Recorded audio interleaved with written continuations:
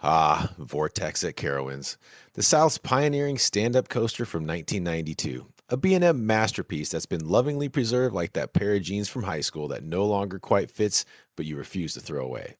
Clocking in at 90 feet tall with a 50-mile-an-hour top speed, a generous 2,040 feet of track, and a runtime of about 2 minutes and 19 seconds, which feels like an eternity, this ride promises thrills for anyone over 54 inches tall who enjoys pain.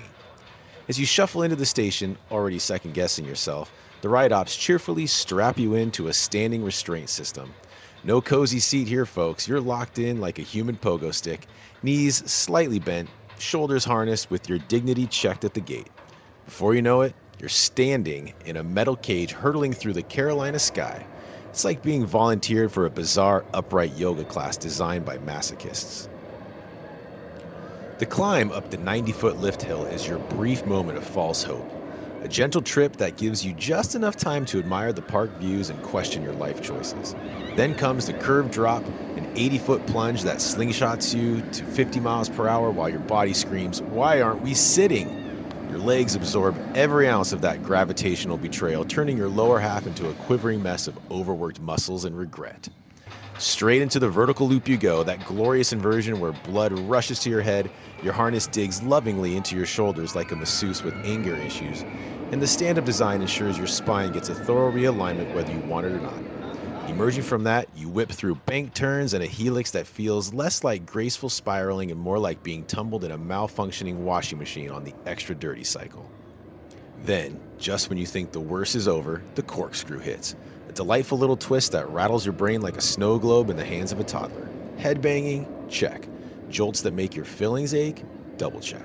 The generic filler-filled layout meanders through a few more unremarkable helices and turns, each one delivering surprise kicks to the kidneys and a fresh wave of terrible idea vibes.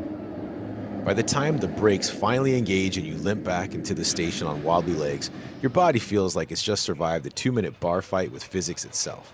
Many people report emerging with complimentary souvenirs such as a pounding headache, bruised shoulders, and the sudden urge to pee. Vortex is rough, it's rattly, and it's unpleasant in a "I can't believe I waited in line for this" kind of way. In short, Vortex isn't just a coaster, it's a nostalgic endurance test wrapped in red track and black supports. It's a stand-up comedy routine where the joke's on your skeletal system. If you're looking for a sleek, elegant, and buttery smooth force, look elsewhere. If you want to feel like you've been vigorously tenderized by a 30-year-old engineering experiment while questioning every decision that led you here, well, step right up. Your personal vortex of discomfort awaits. Just don't blame me when you're walking plenty for the rest of the day. Now, before we rate it, know we have to ride it. God help us.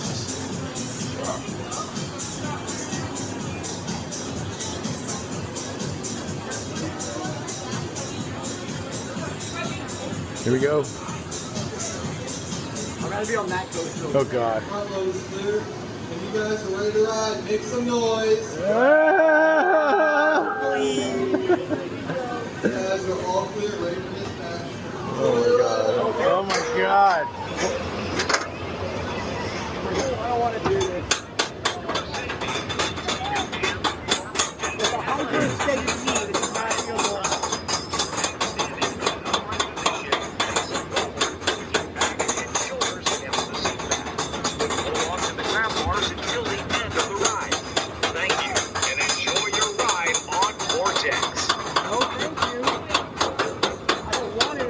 Oh my God.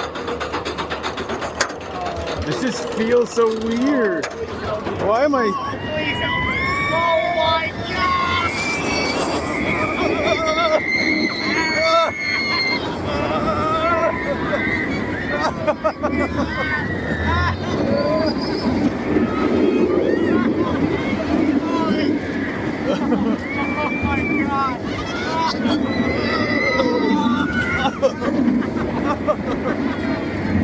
Oh my God!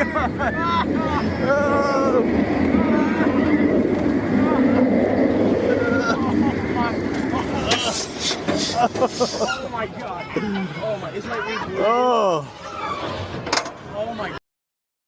All right, let's get to rating Vortex. For comfort, I'll give it a 2.